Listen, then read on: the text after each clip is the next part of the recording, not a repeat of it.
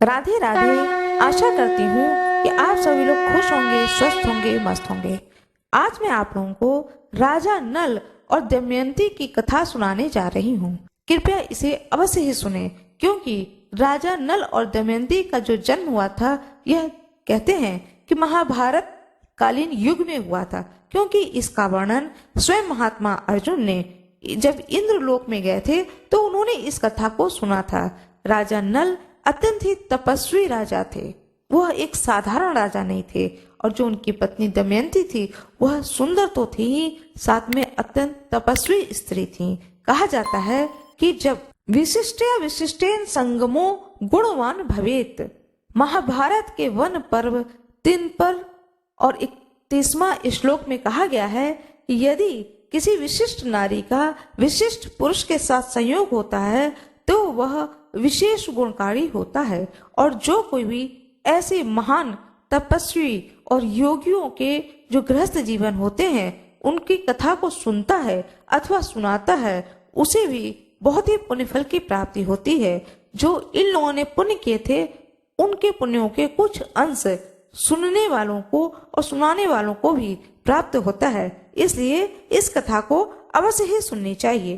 कंक्रोट कस्य नागस्य दमयंत्या नलस्य च ऋतुपर्णस्य राजर्षि कीर्तनम कलिनाशनम। महात्मा अर्जुन जब अस्त्र प्राप्त करने के लिए इंद्रलोक चले गए तब पांडव कम्यक वन में निवास कर रहे थे। अब मैं आप लोगों को राजा नल और दमयंती की कथा का प्रथम अध्याय सुनाने जा रही हूँ। कृपया मेरे वीडियो में अंत तक बने रहें।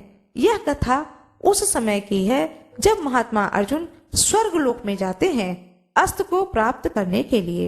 एक दिन की बात है, पांडव और द्रौपदी अर्जुन के चले जाने पर वियोग से दुखी होकर के आपस में अर्जुन के बारे में चर्चा कर रहे थे। धर्मराज युधिष्ठिर ने भीमसेन को समझा करके कह रहे थे कि उसी समय महर्षि बृहदश्रव उनके आश्रम में आते हुए दिख पड़े। महर्षि बृहदश्रव को आते देख करके युधिष्ठिर जी ने आगे जाकर के शास्त्र विधि के अनुसार उनकी पूजा की, आसन पर बैठाया। उनके विश्राम कर लेने पर महाराज युधिष्ठिर ने उनसे अपना आने का वृतांत पूछा। उन्होंने कहा कि हे महाराज, कौरवों ने कपट बुद्धि से मुझे बुला करके छल के साथ में जुआ खेला और मुझ अनजान को हरा करके मेरा सर्वस्व ही छीन लिया। इतना ही नहीं, उन्होंने मेरी प्राण प्रिया द्रौपदी को घसीट करके भरी सभा में अपमानित किया। उन्होंने अंत में हमें काला मृगछाला उड़ा करके घोर वन में भेज दिया। हे महर्षि, आप ही बताइए कि इस पृथ्वी पर मुझ जैसा भाग्यहीन राजा और कौन है? क्या आपने मेरे जैसा दुखी और कहीं देखा या सुना है? महर्षि बृहदश्रव ने कहा, हे धर्मराज, आपका यह कहना ठीक नहीं है। मुझसा दुखी राजा और कोई नहीं हुआ, किंतु मैं तुमसे भी अधिक दुखी और मंद भाग्य राजा का वृतांत जानता हूँ।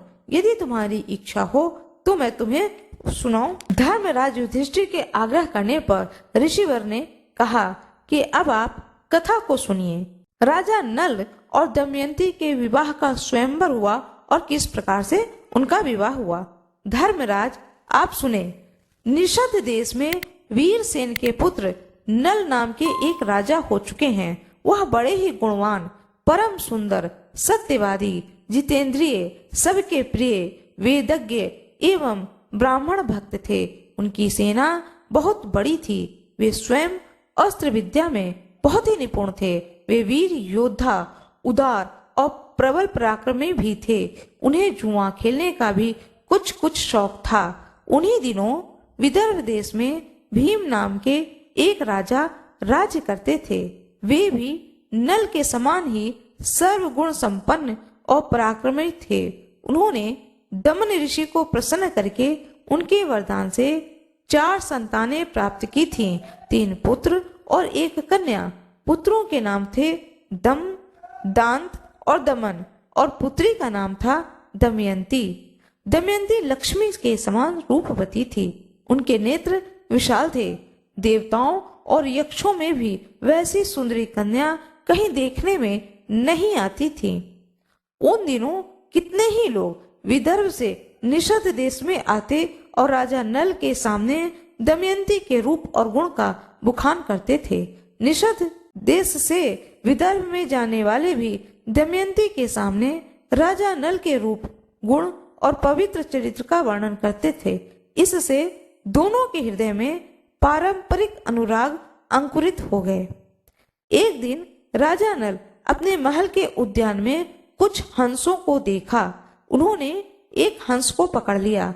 हंस ने कहा कि आप मुझे छोड़ दीजिए तो हम लोग दमयंती के पास जाकर के आपके गुणों का ऐसा वर्णन करेंगे कि वह आपको अवश्य अवश्य वर लेगी। नल ने हंस को छोड़ दिया। वे सब उड़ करके विदर्भ देश गए। दमयंती अपने पास हंसों को देख करके बहुत ही प्रसन्न हुई और हंसों को पकड़ने के लिए उनकी ओर दौड़ने लगी। दमयंती जिस हंस को पकड़ने के लिए दौड़ती वही बोल उठता, अरे दमयंती, निषद देश में एक नल नाम का राजा है। वह अश्विनी कुमार के समान सुंदर है। मनुष्यों में उसके समान सुंदर और कोई भी नहीं है। वह मानो मूर्तिमान कामदेव है। यदि तुम उसकी पत्नी हो जाओ तो तुम्हारा जन्म और रूप दोनों सफल हो जाएगा। हम लोगों ने देवता, गंधर्व, मनुष्य, सर्प और राक्षसों को घूम घूम करके देखा है। नल के समान सुंदर पुरुष कहीं देखने में नहीं आया है। जैसे तुम स्त्रियों में रत्न हो वैसे ही नल पुरुषों में भूषण है। तुम दोनों की जोड़ी बहुत ही सुंदर होगी। दमयंती ने कहा, हे हंस, तुम नल से भी ऐसी ही बात कहना। हंस ने निषद देश में लौट करके नल से दमयंती का संदेश कह दिया। दमयंती हंसते हुए हंस के मुख से राजा नल की कीर्ति को सुन करके उसने राजा नल से प्रेम करने लगी। उसकी आसक्ति इतनी बढ़ गई कि वह दिन रात राजा नल के ही ध्यान को करती रहती थी। शरीर धूमिल और दुबला हो गया। वह दीन सी दिखने लगी। सखियों ने दमयंती के हृदय का भाव पढ़ करके विदर्भ राज्य से निवेदन किया कि आपकी पुत्री अस्वस्थ हो गई है। राजा भीम ने अपनी पुत्री के संबंध में बड़ा विचार किया। अंत में वह इस निर्णय पे पहुंचा कि मेरी पुत्री विवाह के योग्य हो गई है, इसलिए इसका स्वयंवर कर देना चाहिए।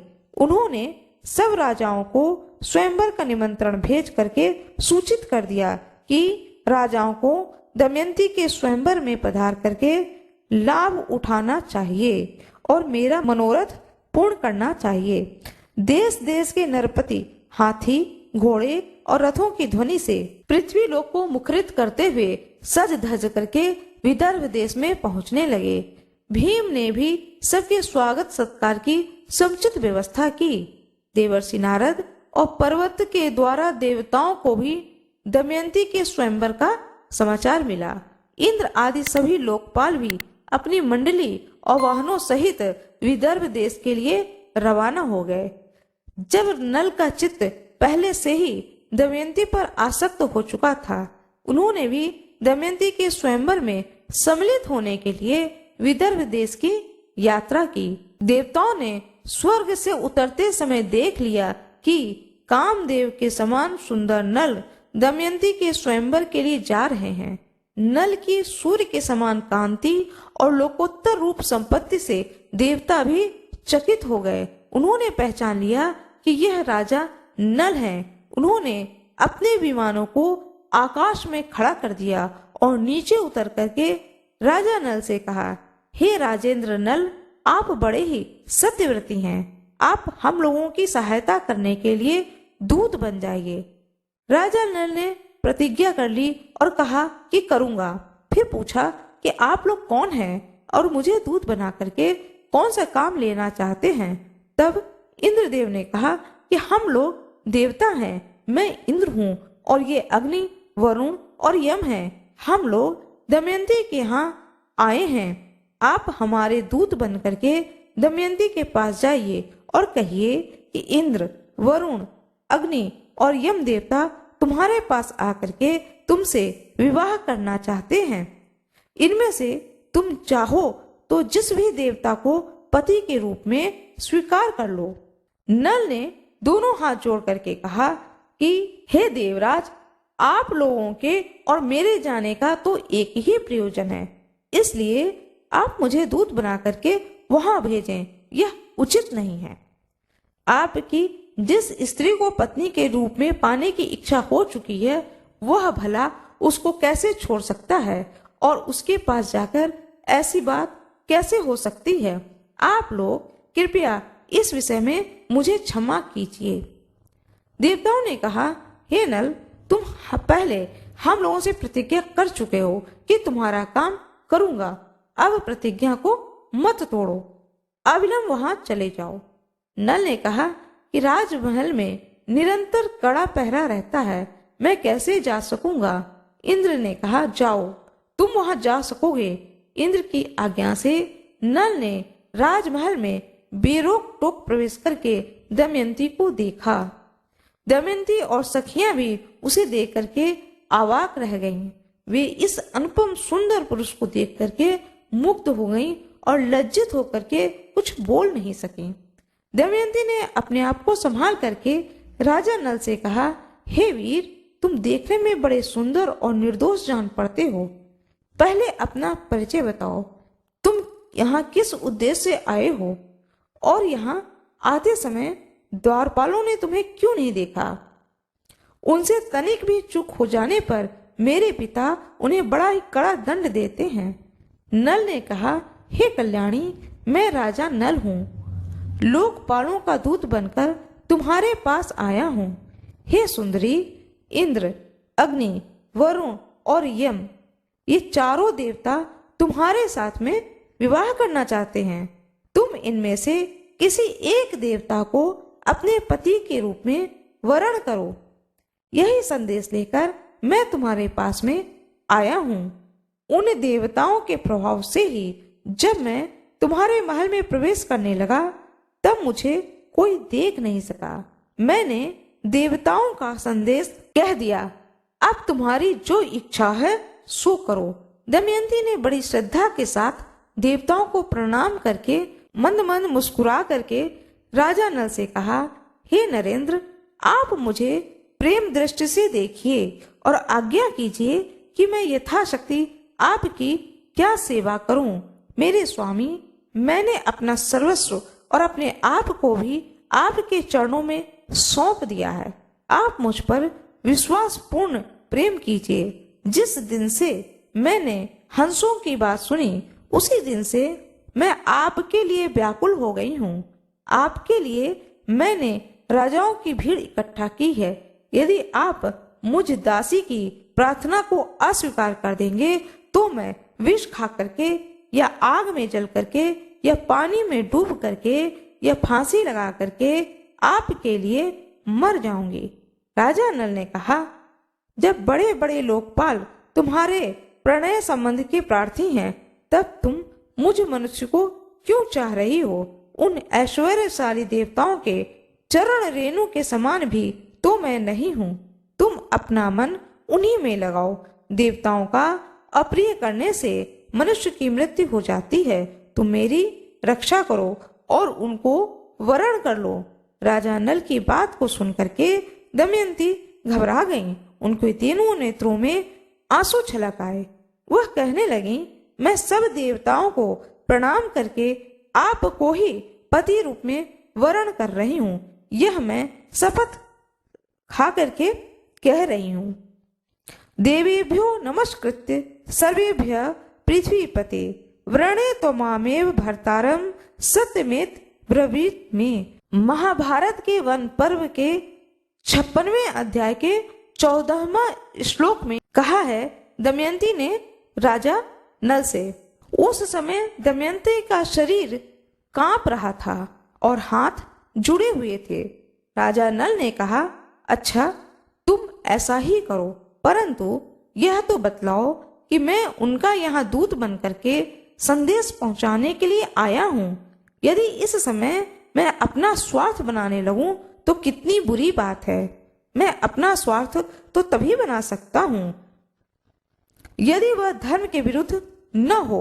तुम्हें भी ऐसा ही करना चाहिए। दमयंती ने गदगद कंठ से कहा, हे नरेश्वर, आपके लिए एक निर्दोष उपाय है।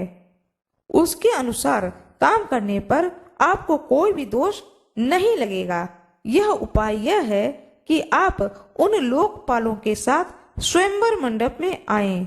मैं उनके सामने ही आपका वरण कर लूंगी, तब आपको दोष नहीं लगेगा। अब राजा नल देवताओं के पास आए। देवताओं के पूछने पर उन्होंने कहा कि आप लोगों की आज्ञा से दमयंती के महल में मैं गया। बाहर बूढ़े द्वारपाल पहरा दे रहे थे, परंतु उन्होंने आप लोगों के प्रभाव से मुझे नहीं देखा। केवल दमयंती और उनकी सखियों ने मुझे देखा। वे आश्चर्य में पड़ गए कि मैंने दमयंती के सामने आप लोगों का वर्णन किया, परंतु वह तो आप लोगों को न चाह करके मुझे ही वर्णन करने पर तुली हुई है। उसने कहा कि सब देवता आपके साथ स्वयंवर में आए, मैं उनके सामने ही आपका वर्ण कर लूंगी। इसमें आपको दोष नहीं लगेगा। मैंने आप लोगों के सामने सारी बातें कह दी हैं। अंतिम प्रमाण आप लोग ही हैं।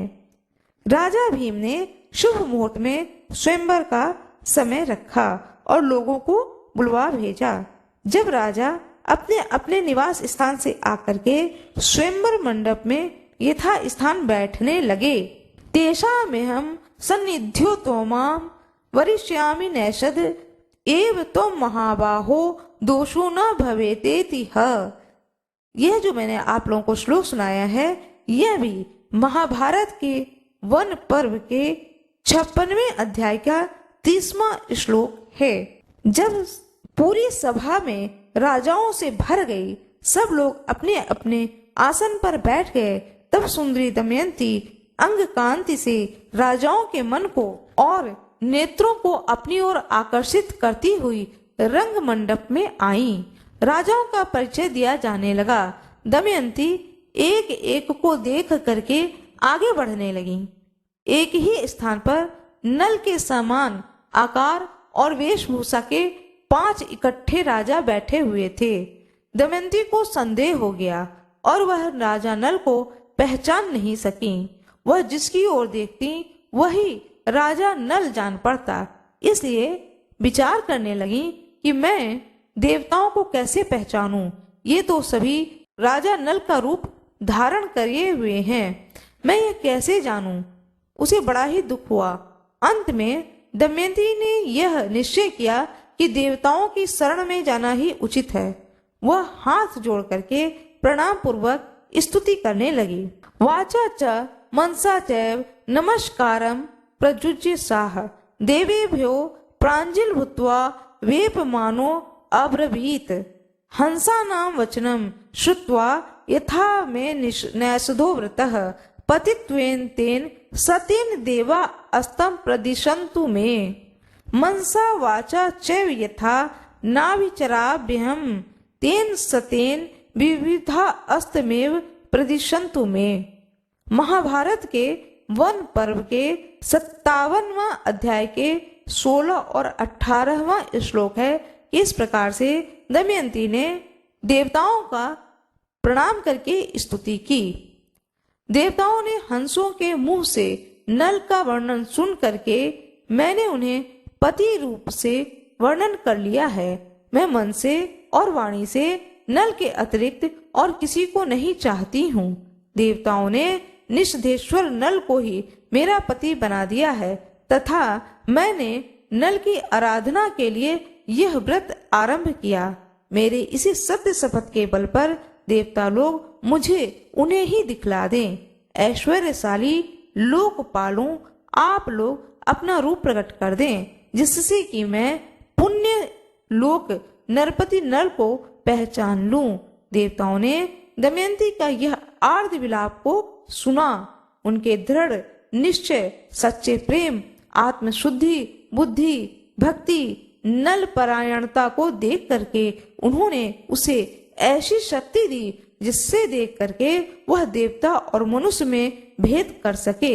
दमयंती ने देखा कि देवताओं के शरीर पर पसीना नहीं है, पलकें गिरती नहीं है, उनके गले में पड़ी पुष्पमाला कुम्हलाई नहीं है, शरीर पर मैल नहीं है, वे सिंहासन पर स्थित हैं, उनके पैर धरती को नहीं छूते हैं और उनकी परछाई नहीं पड़ती है। इधर नल के शरीर की छाया पड़ रही है, मारा कुम्हला गई है, शरीर पर कुछ धूल और पसीना भी है, पलकें बराबर गिर रही हैं, धरती छूकर स्थित हैं। दमयंती ने इन लक्षणों से देवताओं और पुण्य श्लोक नल को पहचान लिया। फिर धर्म के अनुसार राजा नल को वरण कर लिया। दमयंती ने कुछ सकुचा करके घूंघट काढ़ लिया और नल के गले में वरमाला डाल दी। देवता और महर्षि साधु साधु कहने लगे। राजाओं में हाहाकार मच गया।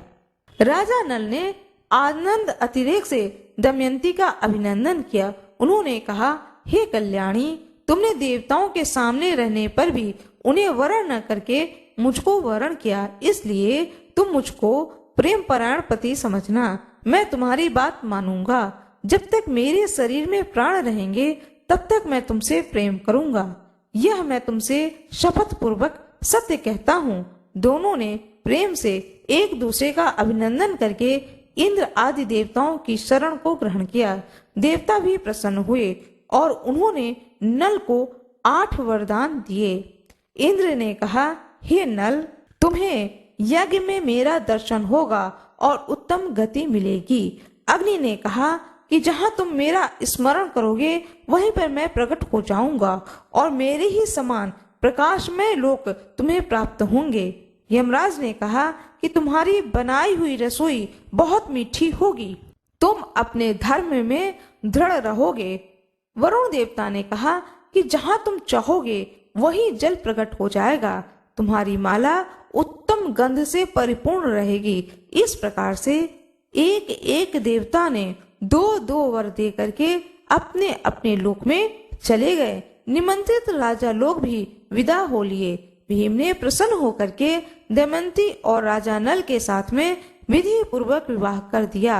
राजा नल कुछ दिनों तक विदर्भ देश की राजधानी कुंडिलपुर में रहे। तदंतर राजा भीम की अनुमति को प्राप्त करके वे अपनी पत्नी दमयंती के साथ अपनी राजधानी में लौट आए। राजा नल अपनी राजधानी में धर्म के अनुसार प्रजा का पालन करने लगे। सचमुच उनके द्वारा राजा नाम सार्थक हो गया। उन्होंने अश्वमेघ यज्ञ आदि से बहुत ही यज्ञ किए। समय आने पर दमयंती के गर्भ से इंद्रसेन नाम के पुत्र और इंद्रसेना नाम की कन्या का भी जन्म हुआ। इस प्रकार से मैंने आप लोगों को राजा नल और दमयंती के प्रेम पूर्ण विवाह, जिसे कि गंधर्व विवाह कहा जाता है, उस विवाह का कथा का वर्णन सुनाया है। दूसरे अध्याय में कलयुग का दुर्भाव और जुओं में नल का हारना और नगर से निर्वासन, इस कथा को सुनाऊंगी।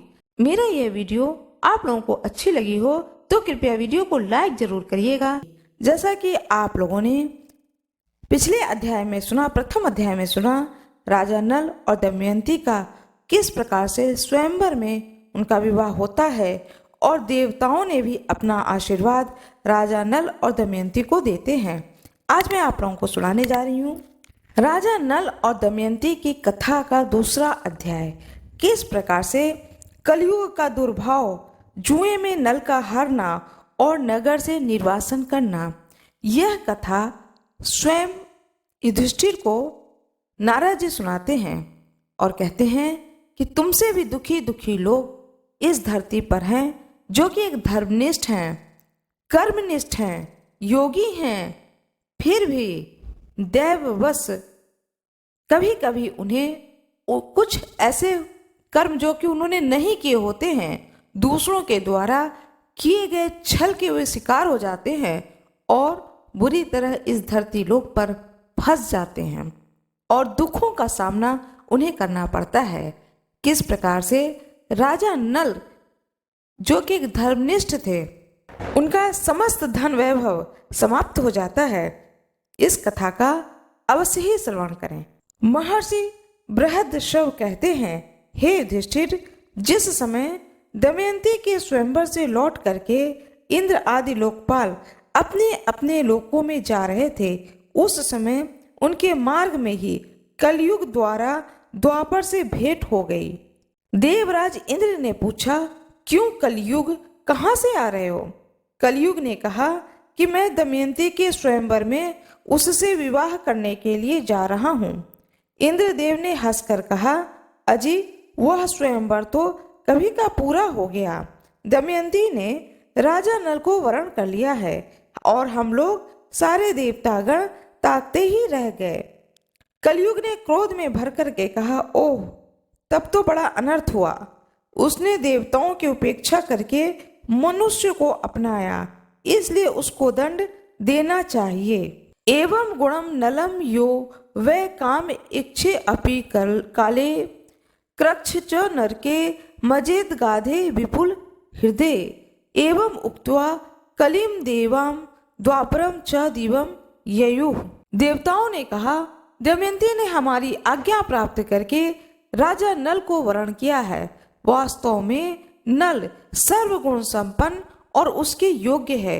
वे समस्त धर्मों के मर्मज्ञ और सदाचारी हैं। उन्होंने इतिहास और पुराणों के सहित वेदों का अध्ययन किया है। वे धर्म अनुसार यज्ञ में देवताओं को तृप्त करते हैं, कभी किसी को सताते नहीं हैं, सत्यनिष्ठ हैं और दृढ़ निश्चयी हैं। उनकी चतुरता, धैर्य, ज्ञान, तपस्या, पवित्रता, दम और शम लोकपालों के समान हैं। उनको शाप देना तो नरक की धधकती आग में गिरना है। यह कह करके देवता लोग चले गए। अब कलयुग ने द्वापर युग से पूछा, अरे भाई, मैं अपने क्रोध को शांत नहीं कर सकता, इसलिए मैं नल के शरीर में निवास करूंगा।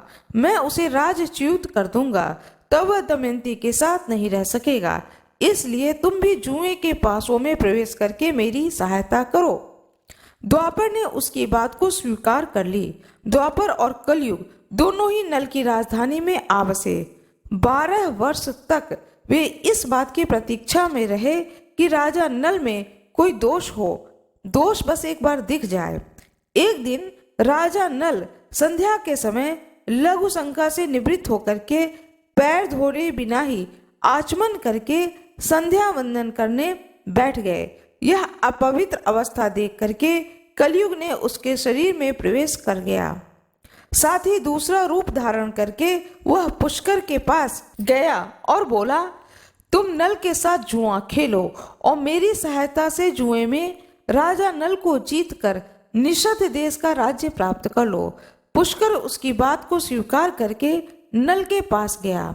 द्वापर भी पासों का रूप धारण करके उनके साथ हो लिया। जब पुष्कर ने राजा नल से बार बार जुआ खेलने का आग्रह किया, तब राजा नल दमयंती के सामने अपने भाई की बार बार की ललकार को सह न सके। उन्होंने उसी समय पासे खेलने का निश्चय कर लिया। उस समय नल के शरीर में कलयुग घुसा हुआ था, इसलिए राजा नल दांवों में सोना, चांदी, रथ, वाहन आदि सब कुछ लगाते गए और हारते गए। प्रजा और मंत्रियों ने बड़ी व्याकुलता के साथ राजा नल से मिलकर के जुए को रोकना चाहा। आकर के फाटक के सामने खड़े हो गए। उनका अभिप्राय जान करके द्वारपाल रानी दमयंती के पास गया और बोला कि आप महाराज से निवेदन कर दीजिए, आप धर्म और अर्थ के तत्वज्ञ हैं। आपकी सारी प्रजा आपका दुख सहन न होने के कारण कार्यवश दरवाजे पर आकर खड़ी है। दमयंती स्वयं दुख के मारे दुर्बल और अचेत हुई जा रही थी।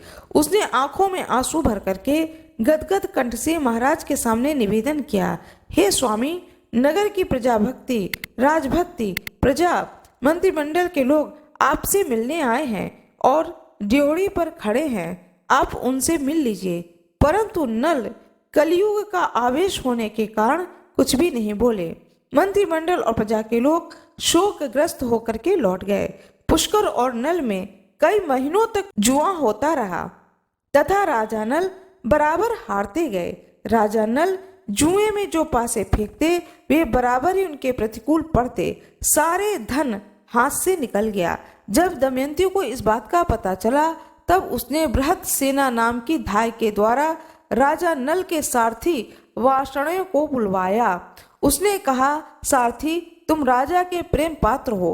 अब यह बात तुमसे छिपी नहीं है कि महाराज बड़े संकट में पड़ गए हैं, इसलिए तुम घोड़ों को रथ में जोड़ लो और मेरे दोनों बच्चों को रथ में बैठा करके कुंडली नगर में ले जाओ। तुम रथ और घोड़ों को भी वहीं छोड़ देना।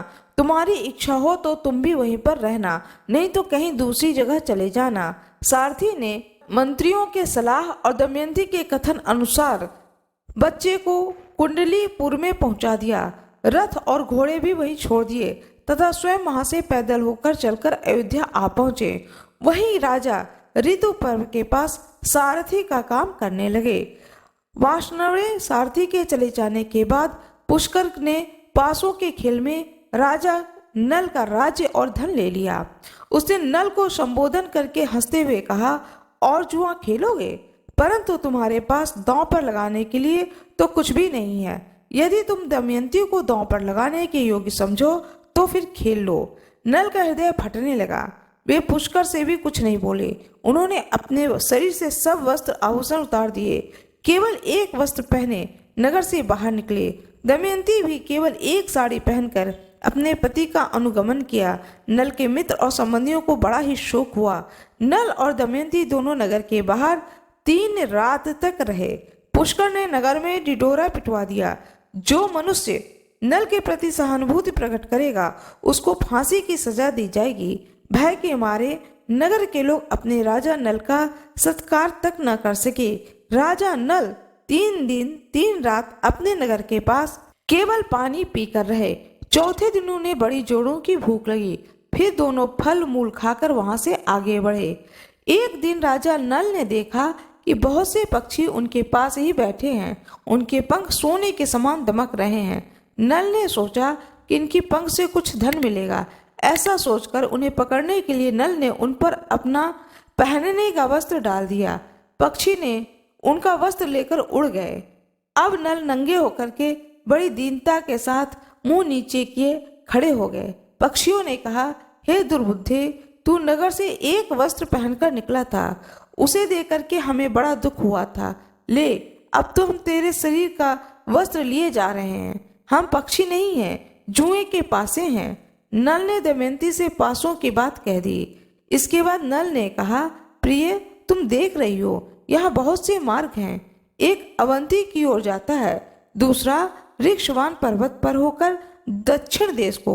सामने विंध्याचल पर्वत है। यह पैशुणी नदी समुद्र में मिलती है। यह महर्षियों के आश्रम है।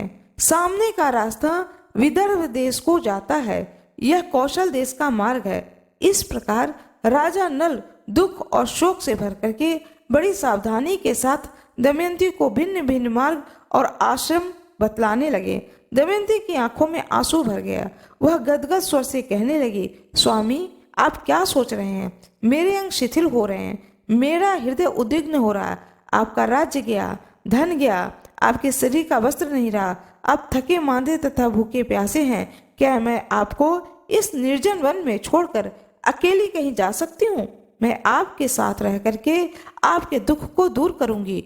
दुख के अवसरों पर पत्नी पुरुष के लिए औषध है। वह धैर्य दे करके पति के दुख को कम करती है। यह बात वैद्य भी स्वीकार करते हैं। नल ने कहा, प्रिय, तुम्हारा कहना ठीक है। पत्नी मित्र है, पत्नी औषध है, परंतु मैं तो तुम्हारा त्याग करना ही नहीं चाहता। तुम ऐसा संदेह क्यों कर रही हो? दमयंती बोली, आप मुझे छोड़ना नहीं चाहते, परंतु विदर्भ देश का मार्ग क्यों बतला रहे हैं? मुझे निश्चय है कि आप मेरा त्याग नहीं कर सकते हैं। फिर भी इस समय आपका मन उल्टा हो गया है, इसलिए ऐसी शंका करती हूँ। आपके मार्ग बताने से मेरा मन दुखता है। यदि आप मुझे मेरे पिता या किसी संबंधी के घर भेजना चाहते हैं तो ठीक है, हम दोनों साथ साथ चलते हैं। मेरे पिता आपका सत्कार करेंगे, आप वहाँ सुख से रहिएगा। नल ने कहा, प्रिय, तुम्हारे पिता राजा हैं और मैं भी कभी राजा था। इस समय मैं संकट में पड़ करके उनके पास नहीं जाऊंगा। राजा नल दमयंती को समझाने लगे। तदंतर दोनों एक ही वस्त्र से शरीर को ढक करके वन में इधर उधर घूमते रहे। भूख प्यासे व्याकुल होकर के दोनों एक धर्मशाला में आए और वहां पर ठहर गए। इस प्रकार से राजा नल और दमयंती युग परिवर्तन के द्वारा कलयुग के प्रभाव से दूषित हो गए। उनके ऊपर कलयुग का विशेष प्रभाव पड़ा। मेरा यह वीडियो आप लोगों को अच्छी लगी हो, यह कथा आप लोगों को अच्छी लगी हो तो कृपया वीडियो को लाइक जरूर करिएगा, चैनल को सब्सक्राइब करिएगा। वो कथा सुनाने जा रही हूँ राजा नल और दमयंती की। जैसा कि आप लोगों ने पिछली कथा में सुना कि राजा नल का सर्वस्व चला जाता है, साथ में जो अंग वस्त्र वो पहने होते हैं उनका भी कलयुग के प्रभाव के कारण वह वस्त्र भी उनके शरीर से हट जाता है। अब आगे सुनिए, नल और दमयंती को राजा नल के द्वारा दमयंती को त्यागना और दमयंती को संकटों से बचते हुए दिव्य ऋषियों के दर्शन और राजा नल सुबाहु के महल में निवास करना। आप लोगों को राजा नल और दमयंती की यह कथा अच्छी लगे तो कृपया वीडियो को लाइक जरूर करिएगा, क्योंकि लाइक करने से आपका कोई नुकसान नहीं है। चैनल को सब्सक्राइब करिएगा। बृहस्पति जी कहते हैं, हे युधिष्ठिर, उस समय राजा नल के शरीर पर वस्त्र नहीं था तो और क्या, धरती पर बिछाने के लिए एक चटाई भी नहीं थी। उनका जो शरीर था वह धूल से लथपथ हो रहा था। भूख प्यास की पीड़ा अलग ही थी। राजा नल जमीन पर ही सो गए। दमयंती के जीवन में भी कभी ऐसी परिस्थिति नहीं आई थी। वह सुकुमारी भी वहीं पर सो गई। दमयंती के सो जाने पर राजा नल की नींद टूटी। सच्ची बात तो यह थी कि वह दुख और शोक की अधिकता के कारण सुख की नींद सो भी नहीं सकते थे। आंख के खुलने पर उनके सामने राज्य के छिन जाने, सगे संबंधियों के छूटने और पक्षियों के द्वारा वस्त्र लेकर उड़ जाने के दृश्य एक एक करके सामने आने लगे। वह सोचने लगे कि दमयंती मुझ पर बड़ा प्रेम करती है। प्रेम के कारण ही वह इतना दुख भी भोग रही है। यदि मैं इसे छोड़ दूं तो यह अपने पिता के घर चली जाएगी। मेरे साथ तो इसे दुख ही दुख भोगना पड़ेगा। यदि मैं इसे छोड़कर चला जाऊं तो संभव है कि इसे भी सुख मिल जाए। अंत में राजा नल ने यही निश्चय किया कि दमयंती को छोड़कर जाने में ही भला है। दमयंती सच्ची पतिव्रता है, कोई भी इसके सतीत्व को भंग नहीं कर सकता है। इस प्रकार त्यागने का निश्चय करके सतीत्व की ओर से निश्चिंत होकर के राजा नल ने यह विचार किया कि मैं नंगा हूँ और दमयंती के शरीर पर भी केवल एक ही वस्त्र है। फिर भी इसके वस्त्र में से आधा फाड़ लेना ही श्रेष्ठकर है, परंतु फाड़ूं कैसे, शायद यह जाग जाए। वे धर्मशाला में इधर उधर घूमने लगे। उनकी दृष्टि एक बिना म्यान की तलवार पर पड़ गई। राजा नल ने उसे उठा लिया और धीरे से दमयंती की साड़ी का आधा वस्त्र फाड़ करके अपना शरीर ढक लिया। दमयंती नींद में थी। राजा नल उसे छोड़ करके निकल पड़े। थोड़ी देर बाद जब उनका हृदय शांत हुआ तब वे फिर धर्मशाला में लौट आए। दमयंती को देख करके रोने लगे। वे सोचने लगे कि अब तक मेरी प्राण प्रिया अंतःपुर की परदेश में रहती थी, इसे कोई छू भी नहीं सकता था। आज यह अनाथ के समान अपना वस्त्र पहने धूल में सो रही है। मेरे बिना दुखी होकर के वन में कैसे फिरेगी। हे प्रिय, तू धर्मात्मा है, इसलिए आदित्य, वसु, रुद्र, अश्विन कुमार, पवन देवता तेरी रक्षा करें। उस समय राजा नल का हृदय दुख के मारे टुकड़े टुकड़े हुआ जा रहा था। वे झूले की तरह बार बार धर्मशाला से बाहर निकलते और फिर लौट आते। शरीर में कलयुग का प्रवेश होने के कारण बुद्धि नष्ट हो गई थी। इसलिए अंततः वे अपनी प्राण प्रिया पत्नी को वन में अकेला ही छोड़ करके वहां से चले गए। जब दमयंती की नींद टूटी तब उसने देखा कि राजा नल वहां नहीं है। वह आशंका से भर करके पुकारने लगे, हे महाराज, हे स्वामी, हे मेरे सर्वस्व, आप कहाँ हैं? मैं अकेली डर रही हूँ, आप कहाँ गए हैं? बस अब अधिक हंसी न कीजिए। मेरे कठोर स्वामी मुझे क्यों डरा रहे हैं? शीघ्र दर्शन दीजिए, मैं आपको देख रही हूँ। लो, यह देख लिया। लताओं की आड़ में छुपकर क्यों चुप होकर के बैठे हैं? मैं दुख में पड़कर इतना विलाप कर रही हूँ और आप मेरे पास आकर धैर्य भी नहीं देते हैं। हे स्वामी, मुझे अपना या और किसी का शोक नहीं है। मुझे केवल इतनी ही चिंता है कि आप इस घोर जंगल में अकेले कैसे रहेंगे। हे नाथ, निर्मल चित्त वाले आपकी जिस पुरुष ने यह दशा की है वह आपसे भी अधिक दुर्दशा को प्राप्त होकर निरंतर दुखी रहेगा। दमयंती इस प्रकार विलाप करती हुई इधर उधर दौड़ने लगी। वह उन्मत्त सी होकर के इधर उधर घूमती हुई एक अजगर के पास जा पहुंची। शोकग्रस्त होने के कारण उसे इस बात का पता ही नहीं चला। अजगर दमयंती को निगलने लगा। उस समय भी दमयंती के चित्त में अपनी नहीं राजा नल की ही चिंता थी। वे अकेले कैसे रहेंगे। वह पुकारने लगी, हे स्वामी, मुझे अनाथ की भांति यह अजगर निकल रहा है, आप मुझे छुड़ाने के लिए क्यों नहीं दौड़े आते। दमयंती की आवाज एक व्याध के कान में पड़ी। वह उधर ही घूम रहा था। वह वहां दौड़कर आया और यह देखकर कि दमयंती को अजगर निगल रहा है, उसने तेज शस्त्र से अजगर का मुंह चीर डाला। उसने दमयंती को छुड़ाकर नहलाया, आश्वासन देकर भोजन कराया। दमयंती कुछ कुछ शांत हुई। व्याध ने पूछा, सुंदरी, तुम कौन हो? किस कष्ट में पड़ करके किस उद्देश्य से यहाँ आई हो? दमयंती ने व्याध से अपनी कष्ट भरी कहानी कही। दमयंती की सुंदरता, बोलचाल और मनोहरता देख करके व्याध जो है वह काम मोहित हो गया। वह मीठी मीठी बातें करके दमयंती को अपने वश में करने की चेष्टा करने लगा। दमयंती दुरात्मा व्याध के मन का भाव जान करके क्रोध के आवेश से प्रज्वलित हो गई। दमयंती ने व्याध के बलात्कार की चेष्टा को बहुत रोकना चाहा, परंतु जब वह किसी भी प्रकार से नहीं माना तब उसे श्राप दे दिया कि यदि मैंने निषद नरेश राजा नल को छोड़कर किसी और पुरुष को मन से भी चिंतन नहीं किया है तो यह पापी क्षुद्र व्याध मरकर जमीन पर गिर पड़े। दमयंती के मुंह से ऐसी बात निकलते ही व्याध के प्राण पखेरु उड़ गए और वह जले हुए ठूठ की तरह पृथ्वी पर गिर पड़ा। व्याध के मर जाने पर दमयंती राजा नल को ढूंढती हुई एक निर्जन और भयंकर वन में जा पहुंची। बहुत से पर्वत, नदी, नाले, जंगल, हिंसक पशु, पिशाच आदि को देखती हुई विरह के उन्माद में उसने राजा नल का पता पूछती हुई उत्तर की ओर बढ़ने लगी। 3 दिन 3 रात बीत जाने के बाद दमयंती ने देखा कि सामने एक बड़ा ही सुंदर तपोवन है। उस आश्रम में वशिष्ठ, भृगु और अत्रि के समान मित्रभोजी, संयमी, पवित्र, जितेंद्रिय और तपस्वी ऋषि निवास कर रहे हैं। वे वृक्षों की छाल अथवा मृगछाला धारण किए हुए थे। दमयंती को कुछ धैर्य मिला। उसने आश्रम में जाकर बड़ी नम्रता के साथ तपस्वी ऋषियों को प्रणाम किया और हाथ जोड़ करके खड़ी हो गई। ऋषियों ने कहा, स्वागत है कह करके दमयंती का सत्कार किया और बोले, बैठ जाओ, हम तुम्हारा क्या काम करें। दमयंती ने भद्र महिला के समान पूछा, आपकी तपस्या, अग्नि, धर्म और पशु पक्षी तो सकुशल है न? आपके धर्माचरण में भी कोई विघ्न नहीं पड़ता है। ऋषियों ने कहा, कल्याणी, हम तो सब प्रकार से सकुशल हैं।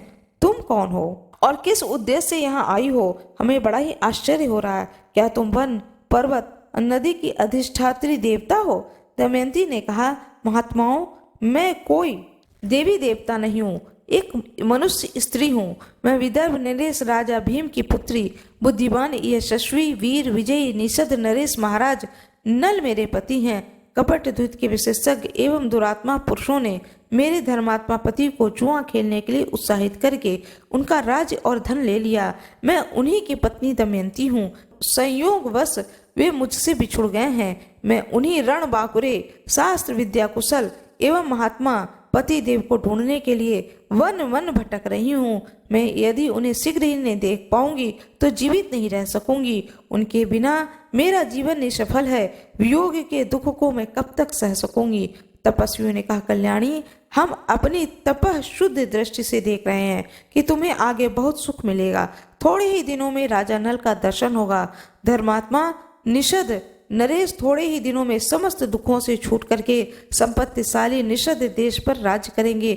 उनके शत्रु भयभीत होंगे, मित्र सुखी होंगे और कुटुंब उन्हें अपने बीच में पाकर आनंदित होंगे। इस प्रकार कह करके वह सब तपस्वी अपने आश्रम के साथ अंतर ध्यान हो गए। यह आश्चर्य की घटना देख करके दमयंती विस्मित हो गई। वह सोचने लगी कि अहो, मैंने यह स्वप्न देखा है क्या? यह कैसी घटना हो गई है? वे तपस्वी आश्रम, पवित्र सलीला नदी, फल फूलों से लदे बधे हरे भरे वृक्ष कहाँ गए? दमयंती फिर उदास हो गई। उसका मुख मुरझा गया। वहां से चलकर विलाप करती हुई दमयंती एक अशोक वृक्ष के पास पहुंची। उसकी आंखें में झरझर आंसू बह रहे थे। उसने अशोक वृक्ष से गदगद स्वर में कहा, शोक रहित अशोक, तू मेरा शोक मिटा दे। क्या कहीं तूने राजा नल को शोक रहित देखा है? अशोक, तू शोक नाशक नाम को सार्थक कर दे। दमयंती ने अशोक की प्रदक्षिणा की और वह आगे बढ़ गई। भयंकर वनों में अनेकों वृक्ष, गुफा, पर्वतों के शिखर, नदियों के आसपास अपने पति देव को ढूंढती हुई दमयंती बहुत दूर निकल गई।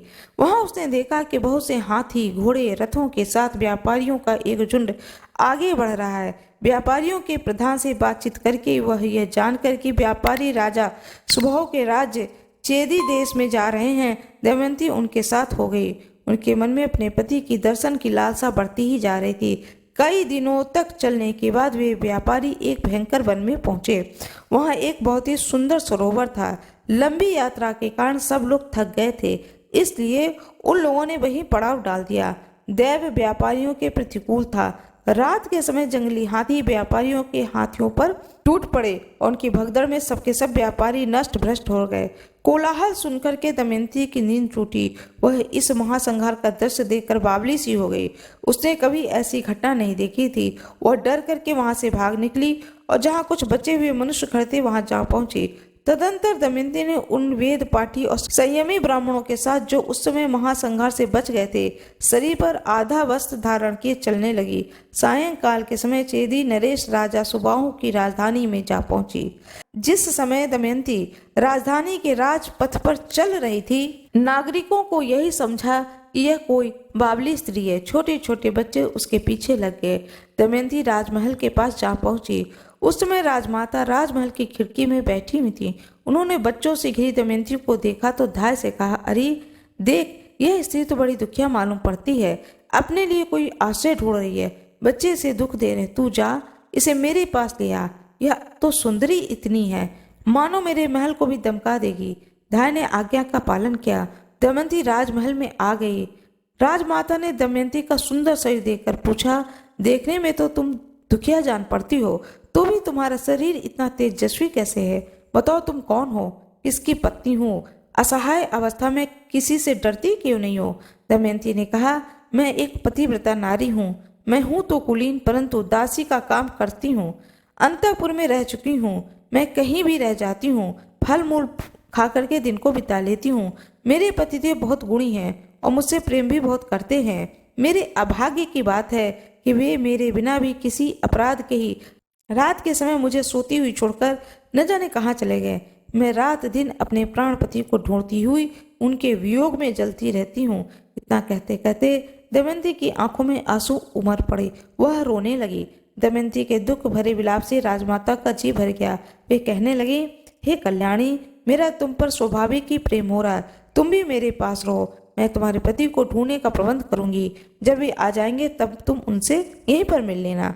दमयंती ने कहा, माता जी, मैं एक शर्त पर आपके घर रह सकती हूँ। मैं कभी जूठा नहीं खाऊंगी, किसी के पैर नहीं धोऊंगी, पर पुरुष के पास किसी प्रकार भी बातचीत नहीं करूंगी। यदि कोई पुरुष मुझसे दुष्चेष्टा करे तो उसे दंड देना होगा। बार बार ऐसा करने पर उसे प्राण दंड भी देना होगा। मैं अपने पति को ढूंढने के लिए ब्राह्मणों से बातचीत करती रहूंगी। यदि आप मेरी यह शर्त स्वीकार करें तो मैं रह सकती हूँ, अन्यथा नहीं। राजमाता दमयंती के इन नियमों को सुनकर बहुत प्रसन्न हुई और उन्होंने कहा कि ऐसा ही होगा। तदंतर उन्होंने अपनी पुत्री सुनंदा को बुलाया और कहा कि बेटी देखो, इस दासी को देवी समझना। यह अवस्था में तुम्हारे बराबर ही है, इसलिए इसे सखी के समान राजमहल में रखो और प्रसन्नता के साथ इससे मनोरंजन करती रहो। सुनंदा प्रसन्नता के साथ दमयंती को अपने महल में ले गई। दमयंती अपनी इच्छा अनुसार नियमों का पालन करती हुई महल में रहने लगी। इस प्रकार से बुरे समय में भी अच्छे कर्म होने के कारण दमयंती को एक अच्छा आश्रय मिल जाता है। यह कथा आप लोगों को अच्छी लगी हो तो कृपया वीडियो को लाइक जरूर करिएगा, चैनल को सब्सक्राइब करिएगा, बेल आइकन अवश्य ही दबाइएगा। आज मैं आप लोगों को कथा सुनाने जा रही हूँ, नल का रूप बदलना, ऋतु पर्व के यहाँ सारथी होना, भीम के द्वारा नल और दमयंती की खोज और दमयंती का मिलना।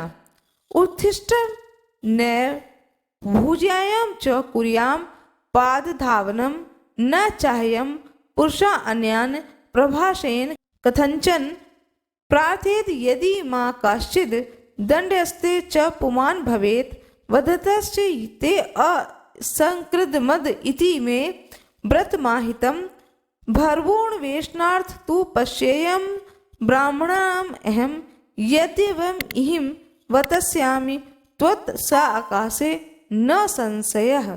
बृहस्पति जी ने कहा, हे युधिष्ठिर, जिस समय राजा नल दमयंती को सोती हुई छोड़कर आगे बढ़ गए, उस समय वन में दावा अग्नि लग गई थी। नल कुछ ठिठक गए। उनके कानों में एक आवाज आई, राजा नल, शीघ्र दौड़ो, मुझे बचाओ। नल ने कहा, डरो मत। वे दौड़कर दावा नल में घुस गए और देखा कि नागराज कंक्रोट कुंडली बांधकर पड़ा हुआ है। उसने हाथ जोड़ करके राजा नल से कहा कि हे राजन, मैं कंक्रोटक नामक सर्प हूँ। मैंने तेजस्वी ऋषि नारद को देखा था। उन्होंने शाप दे दिया कि जब तक राजा नल तुम्हें न उठाएं तब तक तुम यहीं पर पड़ा रह। उनके उठाने पर तू शाप से छूट जाएगा। उनके शाप के कारण मैं यहाँ से एक पल भी हट या बढ़ नहीं सकता हूँ। तुम शाप से मेरी रक्षा करो। मैं तुम्हें हित की बात बताऊंगा, तुम और तुम्हारा मित्र बन जाऊंगा। मेरे भार से डरो मत, मैं अभी हल्का हो जाता हूँ। और वह अंगूठे के बराबर हो गया। नल ने उसे उठाकर दावा नल से बाहर लेके गए। कंक्रोट ने कहा कि हे राजन, तुम अभी मुझे पृथ्वी पर न डालो, कुछ पगों तक गिनती करते हुए चलो। राजा नल ने ज्यों ही पृथ्वी पर 10वां पग डाला और कहा 10, त्यों हुई कंक्रोट नाग ने उन्हें डस लिया। उनका नियम यह था कि जब कोई 10 अर्थात डसो कहता था तो वह डसता था, अन्यथा नहीं। कंक्रोट के डसते ही नल का पहला रूप बदल गया और कंक्रोट अपने रूप में ही रह गया। आश्चर्यचकित नल से उसने कहा, हे राजन, तुम्हें कोई पहचान न सके इसलिए मैंने तुम्हारा रूप बदल दिया है। कलयुग ने तुम्हें बहुत दुख दिया है। अब मेरे विषय से वह तुम्हारे शरीर में बहुत दुखी रहेगा। तुमने मेरी रक्षा की है। अब तुम्हें हिंसक पशु, पक्षी, शत्रु और ब्रह्मवेत्ताओं के शाप आदि से भी कोई भय नहीं रहेगा। अब तुम पर किसी भी प्रकार के विष का प्रभाव नहीं होगा और युद्ध में सर्वदा तुम्हारी जीत होगी। अब तुम अपना नाम बाहुक रख लो और द्वित कुशल नामक ऋतुपर्ण की नगरी अयोध्या में जाओ। तुम उन्हें घोड़ों की विद्या बतलाना और वे तुम्हें जुए का रहस्य बतला देंगे तथा तुम्हारे मित्र भी बन जाएंगे। जुए का रहस्य जान लेने पर तुम्हारी पत्नी, पुत्री, पुत्र, राज्य सब कुछ मिल जाएगा। जब तुम अपने पहले रूप को धारण करना चाहो तब मेरा स्मरण करना और मेरे दिए हुए वस्त्र को धारण कर लेना।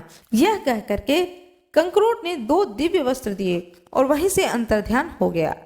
राजा नल वहां से चल करके 10वें दिन राजा ऋतु पर्व की राजधानी अयोध्या में पहुंचे। वहां दरबार में निवेदन किया कि मेरा नाम बाहुक है। मैं घोड़े को हाँकने तथा उन्हें तरह तरह की चालें सिखाने का काम करता हूँ। घोड़े की विद्या में मेरे जैसा निपुण इस पृथ्वी पर कोई भी नहीं है। अर्थ संबंधी तथा अन्य गंभीर समस्याओं पर मैं अच्छी सम्मति देता हूँ। रसोई बनाने में भी बहुत ही चतुर हूँ एवं हस्त कौशल के सभी काम तथा दूसरे भी कठिन कामों में मैं करने की चेष्टा करूंगा। आप मेरी आजीविका निश्चित करके मुझे रख लीजिए। ऋतु पर्व ने कहा, बाहुक, तुम भले आए, तुम्हारे जिम्मे सभी काम रहेंगे, परंतु मैं शीघ्रगामी सवारी को विशेष पसंद करता हूँ। इसलिए तुम ऐसा उद्योग करो कि मेरे घोड़ों की चाल तेज हो जाए और तुम्हें अश्वशाला का अध्यक्ष बनाता हूँ। तुम हर महीने सोने की 10,000 मोहरें मिला करेंगी। इसके अतिरिक्त वार्ष्णेय, राजा नल का पुराना सारथी और जीवल हमेशा तुम्हारे पास उपस्थित रहेंगे। तुम आनंद से मेरे दरबार में रहो। राजा ऋतु पर्व से सत्कार पाकर के राजा नल बाहुक के रूप में वार्ष्णेय और जीवल के साथ अयोध्या में रहने लगे। राजा नल प्रतिदिन रात को दमयंती का स्मरण करके कहा करते थे, हाय हाय, तपस्विनी दमयंती भूख प्यास से घबरा करके थकी मांदी उस मूर्ख का स्मरण करती होगी और न जाने कहाँ सोती होगी। भला वह अपने जीवन निर्वाह के लिए किसके पास चली जाती होगी। इसी प्रकार से अनेक बातों को सोचते हुए इस प्रकार ऋतु पर्व के पास रहते थे कि उन्हें कोई पहचान ना सके। जब विदर्भ नरेश भीम को यह समाचार मिला कि मेरे दामाद राजा नल राज्यच्युत होकर के मेरी पुत्री के साथ वन में चले गए, तब उन्होंने ब्राह्मणों को बुलवाया, उन्हें बहुत सा धन देकर कहा कि आप लोग पृथ्वी पर सर्वत्र जा करके नल और दमयंती का पता लगाइए और उन्हें ढूंढ करके लाइए, जो ब्राह्मण यह काम पूरा कर लेगा उसे 1 सहस्त्र गौएं और जागीर दी जाएंगी। यदि आप लोग उन्हें ला न सके तो केवल उनका पता ही लगा लाएं तो भी 10,000 गौएं दी जाएंगी। ब्राह्मण लोग बड़ी प्रसन्नता के साथ राजा नल और दमयंती का पता लगाने के लिए निकल पड़े। सुदेव नामक ब्राह्मण नल और दमयंती का पता लगाने के लिए चेदी नरेश की राजधानी में गया। उसने एक दिन राजमहल में दमयंती को देख लिया। उस समय राजा के महल में पुण्य हवन वाचन हो रहा था। दमयंती और सुनंदा एक साथ बैठ करके वह मंगल कृत्य देख रही थी। सुदेव नामक ब्राह्मण ने दमयंती को देखकर सोचा कि वास्तव में यही भीम नंदिनी है। मैंने इसका जैसा रूप पहले कभी नहीं देखा था, वैसा ही आज भी मैं देख रहा हूँ। बड़ा अच्छा हुआ, इसे देख लेने से मेरी यात्रा सफल हो गई। सुदेव दमयंती के पास गया और बोला, हे विदर्भ नंदिनी, मैं तुम्हारे भाई का मित्र सुदेव ब्राह्मण हूँ। राजा भीम की आज्ञा से तुम्हें ढूंढने के लिए यहाँ आया हूँ। तुम्हारे माता पिता और भाई सानंद हैं। तुम्हारे दोनों बच्चे भी विदर्भ देश में सकुशल हैं। तुम्हारे विछोह से सभी कुटुंबी प्राणहीन से हो रहे हैं और तुम्हें ढूंढने के लिए सैकड़ों ब्राह्मण पृथ्वी पर घूम रहे हैं। दमयंती ने ब्राह्मण को पहचान लिया। वह क्रम क्रम से सबका कुशल मंगल पूछने लगी और पूछते पूछते ही रो पड़ी। सुनंदा दमयंती को बात करते करते रोते देख करके घबरा गई।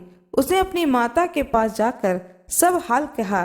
राजमाता तुरंत अंतःपुर से बाहर निकल आईं और ब्राह्मण के पास जाकर पूछने लगी कि हे महाराज, यह किसकी पत्नी है, किसकी पुत्री है और अपने घर वालों से कैसे बिछुड़ गई है?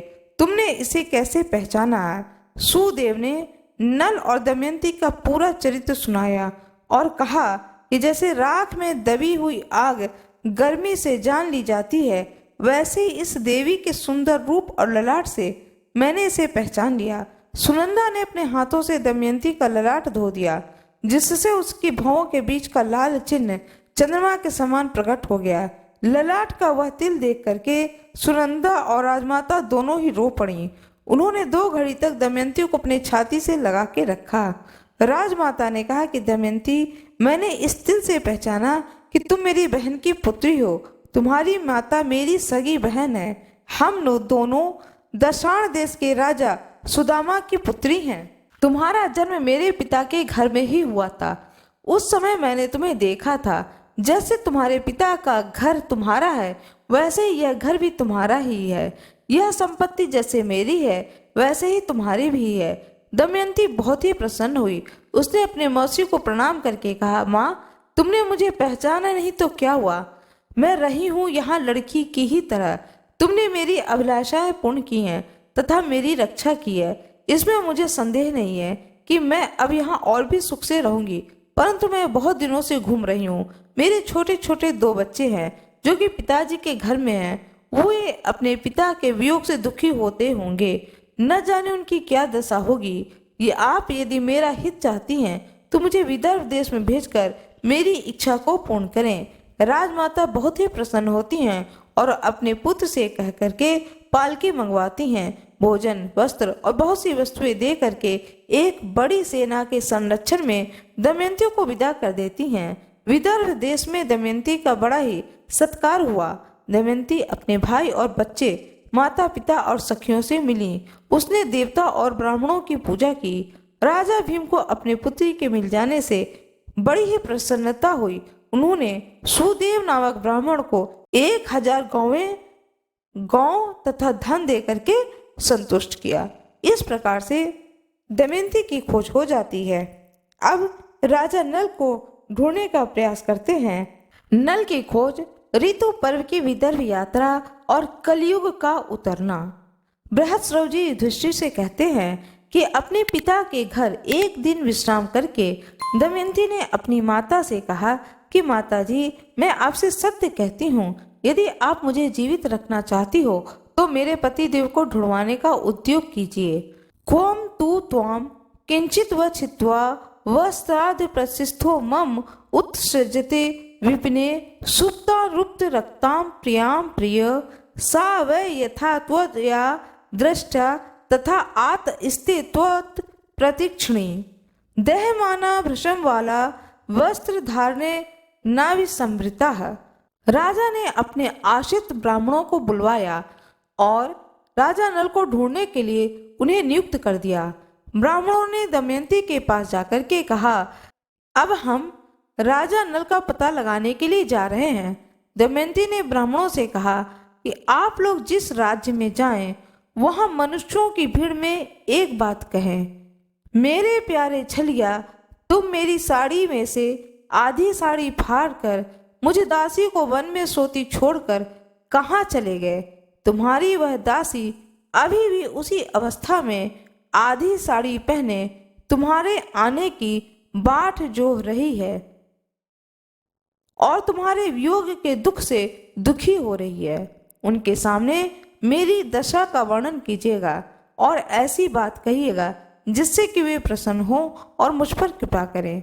मेरी बात कहने पर यदि आप लोगों को कोई उत्तर दे तो वह कौन है और कहाँ रहता है, इन बातों का पता लगा लीजिएगा। उनका यह उत्तर याद रख कर मुझे सुनाइएगा। इस बात का भी ध्यान रखिएगा कि आप लोग यह बात मेरी आज्ञा से कह रहे हैं उसे मालूम ना हो पावे। ब्राह्मणगण दमयंती के निर्देश के अनुसार राजा नल को ढूंढने के लिए निकल पड़े। बहुत दिनों तक ढूंढते और खोजने के बाद में पार्षद नामक ब्राह्मण ने महल में आकर के दमयंती से कहा, हे राजकुमारी, मैं आपके दिशा निर्देश अनुसार निषद नरेश नल का पता लगाता हुआ अयोध्या जा पहुंचा। वहां पर मैंने राजा ऋतु पर्व के पास जाकर भरी सभा में तुम्हारी बात दोहराई, परंतु वहां किसी ने कुछ उत्तर नहीं दिया। जब मैं चलने लगा तब उनके बाहुक नामक सारथी ने मुझे एकांत में बुला करके कुछ कहा। देवी, वह सारथी राजा ऋतु पर्व के घोड़ों को शिक्षा देता है, स्वादिष्ट भोजन बनाता है, परंतु उसके हाथ छोटे छोटे और शरीर कुरूप है। उसने लंबी सांस लेकर के रोते हुए कहा कि कुलीन स्त्रियां घोर संकट पाने पर भी अपने शील की रक्षा करती हैं और अपने सतीत्व के बल पर स्वर्ग को जीत लेती हैं। कभी उनका पति त्याग भी देते हुए क्रोध नहीं करती हैं, अपने सदाचार की रक्षा करती हैं। वैषम्य अपि संप्राप्ता गोपयन्ति कुल स्त्रियः आत्मना सत्यो जितः स्वर्गो न संशयः रहितं भर्तभिश्चैव च कुलयन्ति कदाचन प्राणाश्च चरित्रवान् धारयन्ति वर स्त्रियः।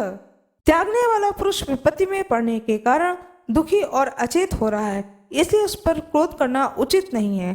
माना कि पति ने अपनी पति का योग्य सत्कार नहीं किया, परंतु उस समय राज्य लक्ष्मी से च्युत, क्षुधा, आतुर, दुखी और दुर्दशा ग्रस्त था। ऐसी अवस्था पर उस पर क्रोध करना उचित नहीं है। जब वह अपनी प्राण रक्षा के लिए जीविका चाह रहा था तब पक्षी उसके वस्त्र लेकर उड़ गए। उसके हृदय की पीड़ा असहनीय थी। राजकुमारी बाहु की यह बात सुनकर मैं तुम्हें सुनाने के लिए आया हूँ। तुम जैसा उचित समझो करो, चाहो तो महाराज से भी कह दो। ब्राह्मण की बात को सुन करके दमयंती की आंखों में आंसू भर आए। उसने अपनी माँ से एकांत में कहा कि माताजी, आप यह बात पिताजी से न कहें। मैं सुदेव ब्राह्मण को इस काम में नियुक्त करती हूँ। जैसे सुदेव ने मुझे शुभ मुहूर्त में यहाँ पहुँचाया था, वैसे ही वह शुभ शकुन देकर अयोध्या जाए और मेरे पतिदेव को लाने की युक्ति करे। इसके बाद दमयंती ने पदार्थ का सत्कार कर उसे विदा किया और सुदेव को बुलाया। दमयंती ने सुदेव से कहा, हे ब्राह्मण देवता, आप शीघ्र से शीघ्र अयोध्या नगरी में जाकर के ऋतु पर्व से यह बात कहिए कि भीमपुत्री दमयंती फिर से स्वयंवर में इच्छा के अनुसार पति वरण करना चाहती है। बड़े बड़े राजा और राजकुमार जा रहे हैं। स्वयंवर की तिथि कल ही है, इसलिए यदि आप पहुंच सके तो वहां जाइए। नल के जीने अथवा मरने का किसी को पता नहीं है, इसलिए कल वह सूर्योदय के समय दूसरे पति का वरण करेगी। दमयंती की बात को सुन करके सुदेव अयोध्या गए। उन्होंने ऋतुपर्व से सब बातें कह दी।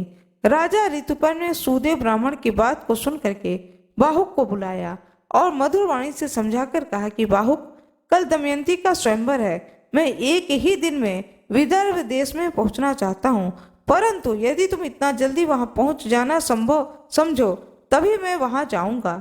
ऋतु पर्व की बात सुन करके राजा नल का कलेजा फटने लगा।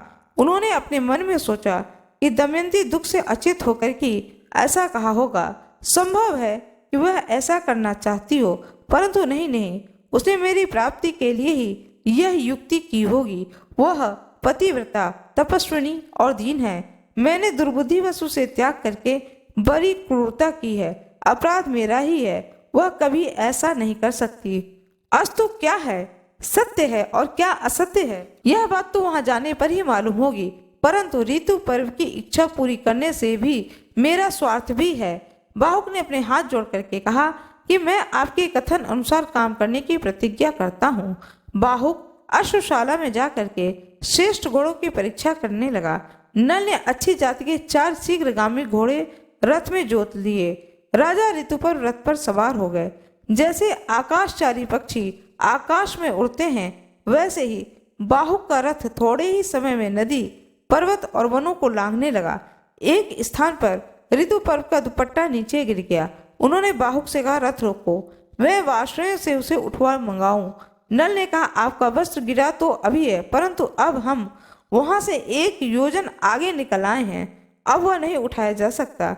जिस समय की बात हो रही थी उस समय वह रथ एक वन में चल रहा था। ऋतुपर्व ने कहा कि बाहुक, तुम मेरी गणित विद्या की चतुराई देखो। सामने के वृक्ष में जितने पत्ते और फल दिख रहे हैं, उनके अपेक्षा भूमि पर गिरे हुए फल और पत्ते 100 से 1 गुने अधिक है। इस वृक्ष की दोनों शाखाओं और टहनियों पर 5 करोड़ पत्ते हैं, 2095 फल हैं। तुम्हारी इच्छा हो तो गिन लो। बाहुक ने रथ खड़ा कर दिया और कहा कि मैं इस बहेड़ के वृक्ष को काटकर इसके फलों और पत्तों को ठीक ठीक गिनकर ही निश्चय करूंगा। बाहुक ने वैसा ही किया। फल और पत्ते उतने हुए जितना राजा ने बताए थे। नल आश्चर्यचकित हो गया। बाहुक ने कहा, आपकी विद्या अद्भुत है, आप अपनी विद्या बतला दीजिए। ऋतुपर्व ने कहा कि गणित विद्या की ही तरह मैं पासों के वशीकरण विद्या में भी ऐसा ही निपुण हूँ। बाहुक ने कहा कि मुझे यह विद्या भी सिखा दो, मैं आपको घोड़े की विद्या सिखा दूंगा। ऋतुपर्व को विदर्भ देश पहुंचने की बहुत जल्दी थी और अश्व विद्या सीखने का लोभ भी था, इसलिए उन्होंने राजा नल को पासे की विद्या सिखा दी और कहा कि अश्व विद्या तो मुझे सिखा देना, मैंने तुम्हारे पास धरोहर छोड़ दिया है। जिस समय राजा नल ने पासों की विद्या सीखी, उसी समय कलयुग के कर्कोट नाग के तीछे विष जो है वह उगलता हुआ नल के शरीर से बाहर निकल गया। कलयुग के बाहर निकलने पर नल को बड़ा ही क्रोध आया और उन्होंने उसे शाप देना चाहा। कलयुग दोनों हाथ जोड़ करके भय से कांपता हुआ कहने लगा, आप क्रोध शांत कीजिए, मैं आपको यशस्वी बनाऊंगा। आपने जिस समय दमयंती का त्याग किया था उस समय मुझे शाप दे दिया था। मैं बड़े दुख के साथ कंकरोट नाग के विष से जलता हुआ आपके शरीर में रहता था। मैं आपकी शरण में हूँ, मेरी प्रार्थना को सुने, कृपया मुझे शाप न दें। जो आपके पवित्र चरित्र का गान करेंगे उन्हें मेरा भय नहीं होगा। राजा नल ने क्रोध को शांत किया। कलयुग भयभीत होकर के बहेड़ के पेड़ में छुप गया। यह संवाद कलयुग और नल के अतिरिक्त और किसी को भी मालूम नहीं हुआ और वह जो वृक्ष था वह ठूठ सा हो गया। इस प्रकार कलयुग ने राजा नल का पीछा छोड़ दिया, परंतु अभी उनका रूप नहीं बदला था। उन्होंने अपने रथ को जोर से हाँका और सायंकाल होते न होते वे विदर्भ देश में जा पहुंचे। राजा भीम के पास समाचार भेजा गया। उन्होंने ऋतुपर्व को अपने यहाँ बुला लिया। ऋतुपर्व के रथ की झंकार से दिशाएं गूंज उठी। कुंडली नगर में राजा नल के वे घोड़े भी रहते थे जो उनके बच्चों को लेकर आते थे। रथ की घरघराहट से उन्होंने राजा नल को पहचान लिया और वे पूर्ववत प्रसन्न हो गए। दमयंती को भी वह आवाज वैसी ही जान पड़ी। दमयंती कहने लगी, इस रथ की घरघराहट मेरे चित्त में उल्लास पैदा कर रही है। अवश्य इसको हाँकने वाला मेरा पति देव ही है। यदि आज वे मेरे पास नहीं आएंगे तो मैं धधकती हुई आग में कूद पड़ूंगी। मैंने कभी हंसी खेल में भी उनसे झूठी बात कही हो तो उनका कोई अपकार किया हो, प्रतिज्ञा करके तोड़ दी हो, ऐसा कुछ भी मुझे याद नहीं आता। वे शक्तिशाली, क्षमावान, वीर, दाता और एक पत्नी व्रती हैं। उनके वियोग से मेरी छाती फट रही है। दमयंती महल की छत पर चढ़ करके रथ का आना और उस पर से रथी और सारथी का उतरना देख रही थी। इस प्रकार से मैंने आप लोगों को राजा नल की कथा को सुनाया है कि राजा नल और दमयंती को राजा भीम ने किस प्रकार से ढूंढ निकाला है और उनके कष्ट के दिन समाप्त हो गए। मेरे द्वारा यह सुनाई गई राजा नल और दमयंती की कथा आप लोगों को अच्छी लगी हो तो कृपया वीडियो को जरूर लाइक करिएगा। जैसा कि पिछली कथा में आप लोगों को मैंने सुनाया कि दमयंती राजा नल के वियोग में महल के छत पर चढ़ करके रथ के आने का इंतजार करने लगी और बार बार देख रही थी कि रथ पर से जो सारथी उतर रहा है वह देखने में कैसा है, और मन ही मन उसके मन में विचार आ रहे थे कि मैं धधकती हुई आग में कूद पड़ूंगी। मैंने कभी हंसी खेल में भी अपने पति से कोई झूठ बात नहीं कही है, उनका कोई भी अपकार नहीं किया है, प्रतिज्ञा करके भी नहीं तोड़ी है। इस तरह से मैंने एक पत्नी व्रती रह करके अपने पत्नी धर्म को निभाया है। अब मैं आगे की कथा आप लोगों को सुनाने जा रही हूँ। दमयंती के द्वारा राजा नल की परीक्षा, पहचान, मिलन, राज्य प्राप्ति और कथा का उपसंहार। राजा नल और दमयंती की कथा आज पूर्ण हो जाएगी। यह पूर्ण कथा आप लोगों को मैं सुनाने जा रही हूँ। कृपया मेरे वीडियो में अंत तक बने रहें। बृहस्पति जी कहते हैं, हे युधिष्ठिर, विदर्भ नरेश भीम ने अयोध्या अधिपति ऋतुपर्ण का खूब स्वागत सत्कार किया। ऋतुपर्ण को अच्छे स्थान में ठहरा दिया गया। उन्हें कुंडलिनपुर में स्वयंवर का कोई चिन्ह नहीं दिखाई पड़ा। भीम को इस बात का बिल्कुल पता नहीं था कि राजा ऋतुपर्ण मेरी पुत्री के स्वयंवर का निमंत्रण पाकर यहाँ आए हैं। उन्होंने कुशल मंगल के बाद पूछा कि आप यहाँ किस उद्देश्य से पधारे हैं। ऋतुपर्ण ने स्वयंवर की कोई तैयारी न देख करके निमंत्रण की बात को दबा दी और कहा कि मैं तो केवल आपको प्रणाम करने के लिए ही चला आया हूँ। भीम सोचने लगे कि 100 योजन से भी अधिक दूर कोई प्रणाम करने के लिए नहीं आ सकता है। अस्तु आगे चल करके यह बात खुल ही जाएगी। भीम ने बड़े सत्कार के साथ आग्रह करके ऋतुपर्ण को अपने यहाँ रख लिया। बाहुक भी वाष्णवे के साथ अश्वशाला में ठहर करके घोड़ों की सेवा में संलग्न हो गया। दमयंती आकुल होकर सोचने लगी कि रथ की ध्वनि तो मेरे पति देव के रथ के समान ही जान पड़ती थी, परंतु उनके कहीं भी दर्शन नहीं हो रहे हैं। हो न हो वाष्णवे ने उनको रथ विद्या सिखा ली होगी, इसी कारण रथ उनका मालूम पड़ता था। संभव है ऋतुपर्ण को भी यह विद्या मालूम हो।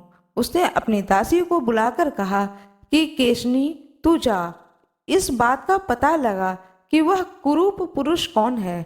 संभव है कि यह हमारे ही पतिदेव हों। मैंने ब्राह्मणों के द्वारा जो संदेश भेजा था वही उसे बतलाया और उसका उत्तर सुनकर मुझसे कहना। केशनी ने जाकर बाहुक से बात की। बाहुक ने राजा के आने का कारण बताया। संक्षेप में वाष्णवे तथा अश्वविद्या एवं भोजन बनाने की चतुरता को परिचय दिया। केशनी ने पूछा, बाहुक, राजा नल कहाँ हैं? क्या तुम जानते हो अथवा तुम्हारे साथी वाष्णवे जानता है? बाहुक ने कहा कि केशनी, वाष्णवे राजा नल के बच्चे को यहाँ छोड़कर चला गया था। उससे उनके संबंधों में कुछ भी मालूम नहीं है। इस समय नल का रूप बदल गया है। वह छिपकर रहते हैं। उन्हें या तो स्वयं ही वे ही पहचान सकते हैं अथवा उनकी पत्नी दमयंती, क्योंकि वे अपने गुप्त चिन्हों को दूसरे के सामने प्रकट नहीं करना चाहते हैं। केशनी राजा नल विपत्ति में पड़ गए थे, इसी से उन्होंने अपनी पत्नी का त्याग किया। दमयंती को अपने पति पर क्रोध नहीं करना चाहिए। जिस समय वे भोजन की चिंता में थे, पक्षी उनके वस्त्र लेकर उड़ गए। उनका हृदय पीड़ा से जर्जरित था। यह ठीक है कि उन्होंने अपनी पत्नी के साथ उचित व्यवहार नहीं किया, फिर भी दमयंती को उनकी दुरह अवस्था पर विचार करके क्रोध नहीं करना चाहिए। यह कहते नल का हृदय खिन्न हो गया। आंखों में आंसू आ गए। वे रोने लगे। केशनी ने दमयंती के पास आकर के वहां की सब बातचीत और उनका रोना भी बतलाया। अब दमयंती की आशंका और भी दृढ़ होने लगी कि यही राजा नल हैं। उन्होंने दासी से कहा कि हे केशनी, तुम फिर बाहुक के पास जाओ और उसके पास बिना कुछ बोले खड़ी रहो। उसकी चेष्टाओं पर ध्यान दो। वह आग मांगे तो भी मत देना, जल मांगे तो भी देर कर देना। उसका एक एक चरित्र मुझे आकर बताओ। केशनी फिर बाहुक के पास गई और वहां उसके देवताओं एवं मनुष्यों के समान बहुत से चरित्र देख करके लौट आई और दमयंती से कहने लगी कि राजकुमारी, बाहुक ने तो जल, थल और अग्नि पर सब तरह से विजय प्राप्त कर रखी है। मैंने आज तक ऐसा पुरुष कहीं नहीं देखा है और न ही सुना है। यदि कहीं नीचा द्वार आ जाता है तो वह देखता नहीं है। उसे देखकर द्वार ही ऊंचा हो जाता है और वह बिना झुके ही चला जाता है। छोटे से छोटा छेद भी उसके लिए गुफा बन जाता है। वहां जल के लिए जो घड़े रखे थे उसकी दृष्टि पड़ते ही जल से भर गए। उसने फूस का पुल बना लेकिन सूर्य की किरणें की ओर किया और वह जलने लगा। इसके अतिरिक्त वह अग्नि का स्पर्श करके भी जलता नहीं है। पानी उसके इच्छा अनुसार बहता है। वह जब अपने हाथ से फूलों को मसलने लगता है तब ये कुंभलाते नहीं हैं, प्रफुल्लित तथा सुगंधित दिखते हैं। इन अद्भुत लक्षणों को देखकर मैं तो भौचक्की सी रह गई और बड़ी शीघ्रता से तुम्हारे पास आई हूँ। दमयंती बाहुक के कर्म और चेष्टाओं को सुन करके निश्चित रूप से जान गई कि यह अवश्य ही मेरे पतिदेव हैं। उसने केशनी के साथ अपने दोनों बच्चों को नल के पास भेज दिया। बाहुक इंद्रसेना और इंद्रसेन को पहचान कर इनके पास आ गया और दोनों बालकों को छाती से लगाकर गोद में बैठा लिया। बाहुक अपनी संतानों से मिल करके घबरा गया और रोने लगा। उसके मुख पर पिता के समान स्नेह के भाव प्रकट होने लगे। तदंतर बाहुक ने दोनों बच्चों को केशनी को दे दिया और कहा कि ये बच्चे मेरे दोनों बच्चों के समान ही हैं, इसलिए मैं इन्हें देखकर रो पड़ा। केशनी, तुम बार बार मेरे पास आती हो, लोग न जाने क्या सोचने लगेंगे, इसलिए यहाँ मेरे पास बार बार आना उत्तम नहीं है। तुम जाओ। केशनी ने दमयंती के पास आकर वहां की सारी बातें कह दी। अब दमयंती ने केशनी को अपने माता के पास भेजा और कहलाया कि माताजी, मैंने राजा नल समझ करके बार बार बाहुक की परीक्षा करवाई है। अब मुझे केवल उनके रूप के संबंध में ही संदेह रह गया है। अब मैं स्वयं उनकी परीक्षा करना चाहती हूँ, इसलिए आप बाहुक को मेरे महल में आने की आज्ञा दे दीजिए अथवा उनके पास जाने की आज्ञा दे दीजिए। आपकी इच्छा हो तो यह बात पिताजी को बतला दीजिए अथवा मत बतलाइए। रानी अपने पति भीम से अनुमति ली और बाहुक को रनिवास में बुलवाने की आज्ञा दी। बाहुक बुला लिया गया। दमयंती के देखते ही नल का हृदय एक साथ शोक और दुख से भर गया। वे आंसुओं में नहा गए। बाहुक की आकुलता देखकर दमयंती भी शोकग्रस्त हो गई। उस समय दमयंती ने गेरुआ वस्त्र पहने हुए थे, केशों की जटा बंध गई थी, शरीर मलिन था। दमयंती ने कहा कि बाहुक, पहले एक धर्मज्ञ पुरुष अपनी पत्नी को वन में सोता हुआ छोड़ करके चला गया। क्या तुमने उसे कहीं देखा है? उस समय वह स्त्री थकी मांदी थी, नींद से अचेत थी। ऐसी निरपराध स्त्री को पुण्य श्लोक निषद्ध नरेश के सिवा और कौन पुरुष निर्जन वन में छोड़ सकता है? मैंने जीवन भर में जानबूझ करके उनका कोई भी अपराध नहीं किया है, फिर भी वे मुझे वन में सोती छोड़कर चले गए। इतना कहते कहते दमयंती के नेत्रों से आंसुओं की झड़ी लग गई। दमयंती के विशाल सांवले एवं रत्नारे नेत्रों से आंसू टपकने लगे तो नल से रहा नहीं गया। वे कहने लगे, प्रिय, मैंने जानबूझ करके न तो राज्य का नाश किया और न ही तुम्हें त्यागा है। यह तो कलयुग की करतूत है। मैं जानता हूँ कि जब से तुम मुझसे बिछुड़ी हो तब से दिन रात मेरा ही स्मरण और चिंतन करती रहती हो। कलयुग मेरे शरीर में रहकर तुम्हारे शाप का कारण जलता रहता है। मैंने उद्योग और तपस्या के बल से उस पर विजय प्राप्त कर ली है और अब हमारे दुख का अंत आ गया है। अब कलयुग मुझे छोड़कर चला गया। मैं एकमात्र तुम्हारे लिए ही यहाँ पर आया हूँ। यह तो बतलाओ कि मेरे जैसे प्रेमी और अनुकूल पति को छोड़कर जिस प्रकार दूसरे पति से विवाह करने के लिए तैयार हुई, क्या कोई स्त्री ऐसा कर सकता है? तुम्हारे स्वयंवर का समाचार सुनकर ही तो राजा ऋतुपर्ण बड़ी शीघ्रता के साथ यहाँ पर आए हैं। दमयंती ने हाथ जोड़कर कहा, आर्यपुत्र, मुझ पर दोष लगाना उचित नहीं है। आप जानते हैं कि मैंने अपने सामने प्रकट देवताओं को छोड़कर आपको वरण किया। मैंने आपको ढूंढने के लिए बहुत से ब्राह्मणों को भेजा था। वे मेरी कही बात दोहराते हुए चारों ओर घूम रहे थे। परनाद नामक ब्राह्मण अयोध्यापुरी के आसपास भी पहुंचा था। उसने आपको मेरी बात सुनाई थी और आपने उसका यथोचित उत्तर भी दिया था। यह समाचार सुनकर मैंने आपको बुलाने के लिए यह युक्ति की थी। मैं जानती हूँ आपके अतिरिक्त दूसरा कोई मनुष्य नहीं है जो एक दिन में घोड़े के रथ से 100 योजन पहुंच जाए। मैं आपके चरणों में स्पर्श करके शपथ पूर्वक सत्य सत्य कहती हूँ, मैंने कभी भी मन में भी पर पुरुष का चिंतन नहीं किया है। मैंने कभी मन से भी पाप कर्म नहीं किया है। तो निरंतर भूमि पर विचरने वाले वायुदेव, भगवान सूर्य और मन के देवता चंद्रमा मेरे प्राणों का नाश कर दे। ये तीनों देवता सकल भूमंडल में विचरण करते हैं। यह सच्ची बात बतला दें और यदि मैं पापनी हूँ तो मुझे त्याग दें। इसी समय वायु ने अंतरिक्ष में स्थित होकर कहा कि राजन, मैं सत्य कहता हूँ कि दमयंती ने कोई पाप नहीं किया है। इसने 3 वर्ष तक अपने उज्जवल शील व्रत की रक्षा की है। हम लोग इसके रक्षक रूप में रहे हैं और इसकी पवित्रता के साक्षी हैं। इसने स्वयंवर की सूचना तो तुम्हें ढूंढने के लिए ही दी थी। वास्तव में दमयंती तुम्हारे योग्य है और तुम दमयंती के योग्य हो। कोई भी शंका ना करो और इसे स्वीकार करो। जिस समय पवन देवता यह बात कह रहे थे, उस समय आकाश से पुष्प की वर्षा होने लगी। देवताओं की दुदुम्बियां बजने लगीं। शीतल मंद सुगंध वायु चलने लगी। ऐसा अद्भुत दृश्य देख करके राजा नल ने अपना संदेह छोड़ दिया और नागराज कंक्रोटक का दिया हुआ वस्त्र ओढ़कर उनका स्मरण किया। उनका शरीर तुरंत पूर्ववत हो गया। दमयंती राजा नल को पहले के रूप में देखकर उनसे लिपट गई और रोने लगी।